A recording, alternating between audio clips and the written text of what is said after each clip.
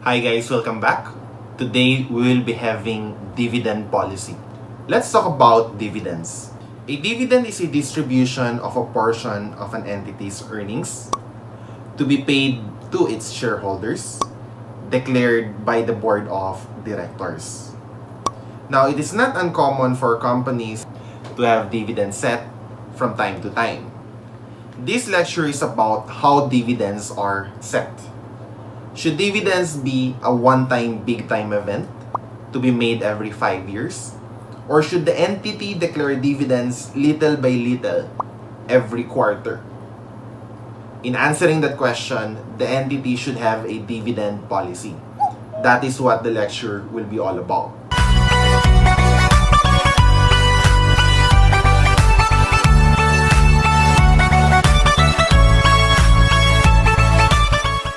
So what is the best dividend policy? We call this the optimal dividend policy.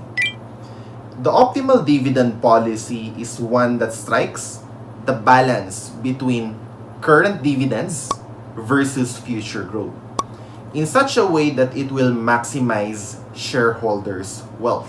So the dividends should make sure that sufficient cash flows are being given to the investors in the current period, but at the same time, future cash flows will not be sacrificed, and therefore, there should be some form of reinvestment. So what is this best dividend policy? Well, there is no simple answer for that. Some would suggest that the dividend policies are actually irrelevant. We have the dividend irrelevance theory proposed by Miller and Modigliani, on short, MM. Under a rigid set of assumptions, it is said that a firm's dividend policy has no impact on shareholders' wealth. The rigid set of assumptions, however, are very unrealistic. It actually includes an assumption that there are no taxes and there's no possibility of bankruptcy, making this theory not really applicable in the real world. In reality, setting dividends do affect shareholders' value. If you do it right, your value can go up or it can go down if you don't. Others would suggest that it depends on who the investors are. Some investors prefer to have dividends declared from time to time, as they need the cash flow now. This is very typical for retirees, considering that would be their source of income. While some investors prefer to reinvest the earnings, they forego the use of cash now to some future time. This is very typical of younger investors who are still relying on their active work rather than living on pensions in the form of dividends. So this would lead to what we call the clientele effect. The clientele effect is the tendency of a firm to attract investors who prefer their dividend policy. If a firm is giving dividends every quarter, it would attract those people who want to receive quarterly dividends.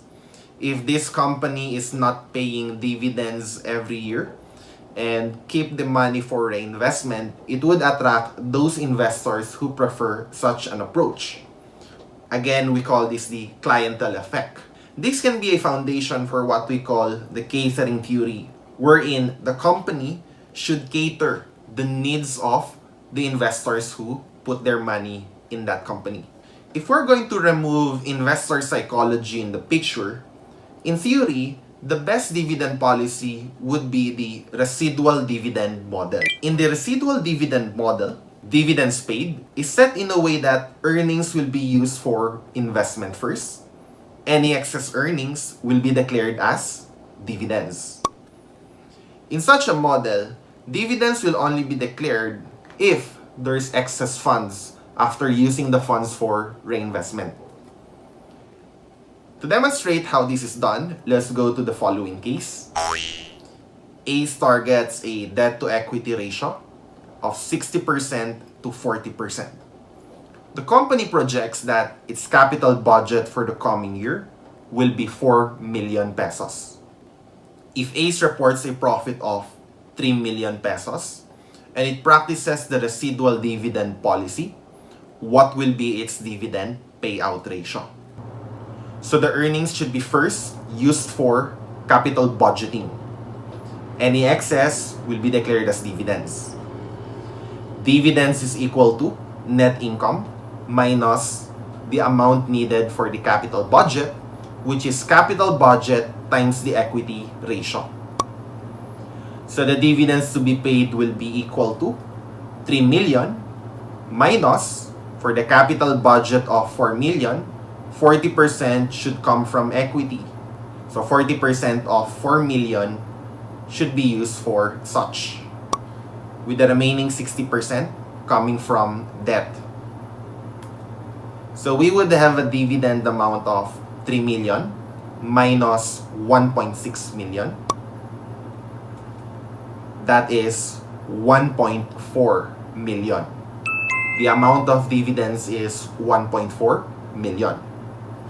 To arrive at the payout ratio, we just have to divide the dividends to be declared over the net income earned for that period. We have 1.4 million divided by 3 million. That's 46.67%. So, in the residual dividend model, the amount of earnings generated should first be used to satisfy the equity portion of the capital budget to be invested. Any excess will be given to the shareholders in the form of dividends. What is good about this approach? Dividends will be paid only if the funds are not needed for investment. Why is this important? If funds will be raised at the time that they are needed, we might need external sources of equity. That is, we have to issue external shares. But that would consume flotation costs. While if we use retained earnings, that wouldn't be necessary. So we can spend less on flotation costs, focus on investments. However, the residual dividend model has issues. At the time where there are no projects to invest in, the entity might declare too much dividends. The following year, it's possible that there are many projects and then there will be no dividends left to be declared. This can result in a volatile level of dividends from year to year. The investors might find this uncomfortable as they are not in control of the cash flows that they will receive from time to time. As a result, in actual practice, the residual dividend model is not utilized. What is happening in the real world is there's an application of what we call the information content or signaling theory. This is the belief that investors interpret dividend declarations as signals of the business's prospects. So, companies actually prefer to keep a stable stream of dividends to make it appear that they are a strong company. Volatile dividends, dividends that change from one year to another, from too much to nothing to too much to nothing, will create an impression to the investors that they are not stable. That is why in the application of information content or signaling theory, entities would prefer to declare dividends that can be sustained in the long run, little by little but sustainable. In the discussion of dividends, one might encounter the terms stock dividends and stock split as well. Stock dividends and stock split. A stock split is an increase in the number of shares outstanding by replacing each share outstanding with more shares. A stock dividend, meanwhile, happens when dividends given to shareholders are in the form of additional shares of the company instead of cash. Let us refer to the following case for an illustration as to what this means. Housegate Corporation's stock trade at 90 pesos a share. It is contemplating a 3-for-2 stock split. What is the expected stock price after the stock split? So a 3-for-2 stock split means the company will take the shares outstanding from the investors, and for every 2 taken, 3 will be given back to the investors. Thus, we would have the following calculation for the new stock price.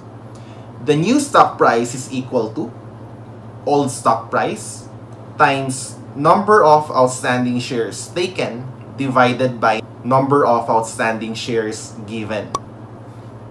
That is 90 pesos times 2 divided by 3.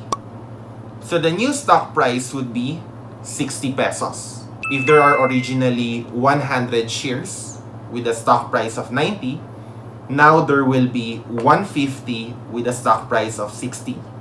The total value is still the same. That's still 9,000 all in all. For stock dividends, the following sample case. Housegate Corporation stock trade at 90 pesos a share. It is contemplating a 50% stock dividend. So it means that for every 100 shares held by an investor, they are going to receive 50 more shares. Now, what is the expected stock price after? We can calculate using the following formula. The new stock price would be equal to the old stock price divided by 1 plus the stock dividend ratio. We have 90 pesos divided by 1.5. The new stock price is 60 pesos. For both stock splits and stock dividends, there's actually no actual distribution of resources to the investors. What basically happens is there's only an accounting entry that would reclassify the stocks. As such, there are net actual distributions to shareholders. But what if the entity wishes to distribute cash for a one-time, big-time event only, without creating the expectation on the side of the investors that this will happen regularly? The best thing to do here is, instead of declaring dividends, is to declare a stock repurchase. A stock repurchase is an action wherein an entity buys back its own shares, decreasing the shares outstanding and distributing cash. Again, this is an alternative to dividends. So how does this work? Let us refer to the following case. BNE Industries has earnings of 400,000 pesos and it has 200,000 shares of common stock outstanding. The company's stock is currently valued at 32 pesos a share. BNE considers a plan in which it will use available cash to repurchase 20% of its shares in the open market. The repurchase is expected to have no effect on earnings. What will be BNE's stock price following the repurchase? So to arrive at the new stock price, we have to remember the convention that for every industry, and most especially for the same company, the price to earnings ratio should be the same. We're going to start the calculation of the old earnings per share. So we have the old earnings per share, 400,000 total earnings, divided by the 200,000 shares outstanding. That will give you 2 pesos per share. Therefore, the PE ratio is stock price of 32 pesos divided by the EPS of 2. That is 16 times. Now, after the repurchase, our stocks outstanding will now decrease to 160,000. Considering 20% or 40,000 will be repurchased. So we would have 400,000 divided by 160,000 stocks outstanding. The new EPS is 250 per share. So considering that the PE ratio should not change, it should still be 16 times. The new stock price is expected to be 16 times 250. That is equal to 40 pesos. The stock repurchase will be able to meet the same intentions of the dividends, which is to distribute cash to the investors. But unlike dividends, stock repurchases are not expected to happen again, making it more flexible for one-time, big-time distributions.